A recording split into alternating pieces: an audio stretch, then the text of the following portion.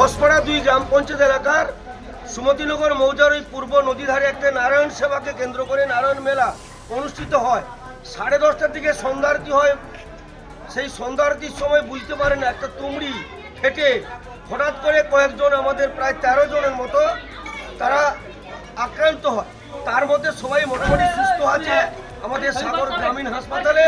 আমাদের দক্ষিণ 24 পরগনা জেলা পরিষদের সদস্য, গঙ্গাসাগর বকখালি ডেভেলপমেন্ট অথরিটির চেয়ারম্যান, ভাইস চেয়ারম্যান সম্মানীয় সন্দীপ পাত্র এবং আমাদের বিডিও সাহেব সহ আমাদের সাগর পুলিশ প্রশাসন সর্বতভাবে সহযোগিতা করেছে। আমাদের বিওমিজ স্বাস্থ্য দপ্তর পরিষেবা দিচ্ছে এবং আমাদের স্বাস্থ্য কর্মাধ্যক্ষ শত্রু মাইতি মহাশয় উপস্থিত, আমাদের মেজবাবু রাজীববাবু আছে এবং এছাড়া আমাদের ওসি সাহেব আছেন। আমাদের 3 জন এই মুহূর্তে 3 জনের আশঙ্কাজনক অবস্থা মনে করে আমরা বাইরে রেফার করছি। আশা করছি কোনো অসুবিধা হবে না, কিন্তু এটা কোনো বোঝা যায়নি হঠাৎ করে এই ধরনের ঘটনা ঘটবে আমরা বুঝতে পারিনি। নারায়ণ পুজো হয়েছিল, নারায়ণ পুজো হওয়ার পরে এবারে আরতি হচ্ছে। সবাই চারধারে যেমন আরতি হলে সবাই লোকজন ঘিরে থাকে, যেমন আরতি হচ্ছে। বোম ফাটাতে গিয়ে ওই তুবড়ি ফাটাতে গিয়ে এমন ঢাই করে এমন খুব জোরে আওয়াজ হয়েছে, মানে চারদিকে ধুনাময় হয়েছে। এবারে যে এইরকম কাণ্ড ঘটবে কেউ বুঝতে পারেনি। এবার এই কাণ্ড মানে খুব মানে কি ঘটলো সেই ঘটলো মানে কার মানে গাঁটাই লেগেছে, কার কোমরে লেগেছে, কার হাঁটুতে লেগেছে, কার চোখ নষ্ট হয়ে গেছে, আর কার মানে জয়েন্টে লেগেছে।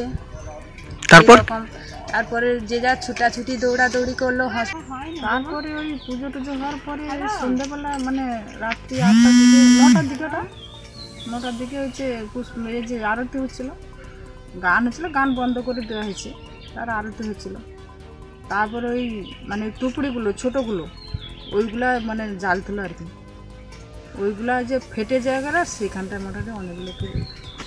কি হয়েছে, কোথায় কি ক্ষতি হয়েছে, লেগেছে কোথায় বলতে কার হয়তো এখানটা লেগেছে একটুখানি, কার হয়তো আঁঠুতে লেগেছে, কার হয়তো মানে এই পেচ্ছাপ ধরে ওখানটা লেগেছে, বাচ্চাটা চোখে লাগছে। তবু কতজন মতন? 13-14 জন হবে। তারপর তাদেরকে কি করা হলো? তাদেরকে হসপিটালে নিয়ে গেল। আমাদের এখানে নারায়ণ পুজো হচ্ছিল, ওই রাত্রি 10টার সময় সন্ধ্যা আরতি হচ্ছিল। ওই সময় ওই তুবড়ি তারাবাতি ওইগুলো জ্বালানো হচ্ছিল, ওই তুবড়ি ফেটে গিয়ে এই অবস্থা। তারপর কি হলো?